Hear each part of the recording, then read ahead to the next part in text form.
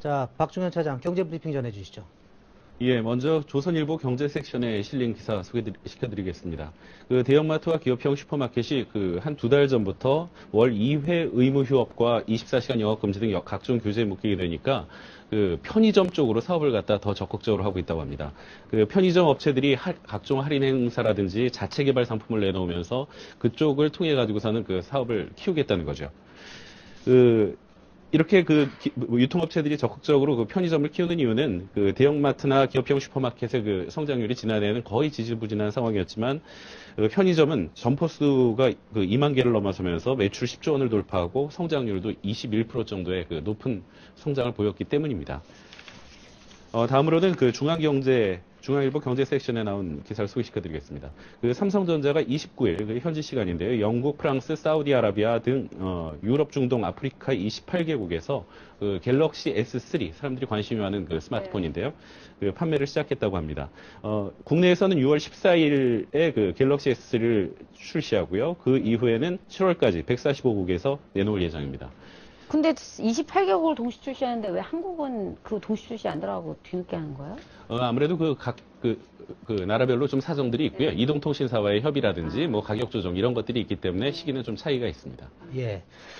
각 금융기관에서 은퇴 마케팅도 좀 하고 있다고 합니다. 예, 요즘에 동아일보 경제 섹션 이면에 실리는 소식입니다. 증권사들이 요즘에 베이비붐 세대들이 이제 많이 은퇴를 하는데요. 네. 그 중에서 자산가들을 대상으로 해가지고 많은 홍보 이벤트를 펼치고 있습니다.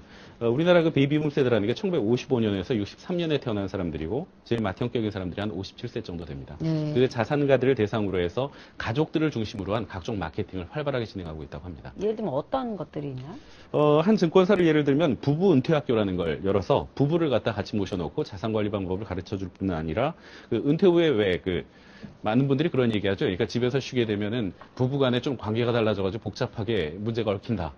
자주 싸우게 된다. 이런 얘기가 있는데 그런 경제적인 것뿐만 아니라 정신적인 변화에 대처하는 방법들을 가르쳐주는 그런 프로그램들을 진행하고 있다고 합니다. 증권사가 그냥 할 리는 없고 돈 많은 분들의 돈을 좀 유치하려고 하는 거겠죠?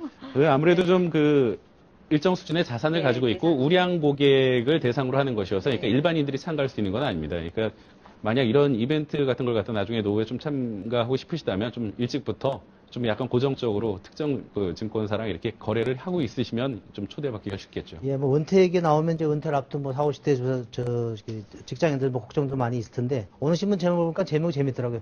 은퇴 겁주기 마케팅 이런 게 있어요 보니까 사실 이런 얘기 들으면 겁나거든요. 이미 그렇죠. 준비해야 될 것 같고 어디 가입해야 될 것 같고 이렇죠.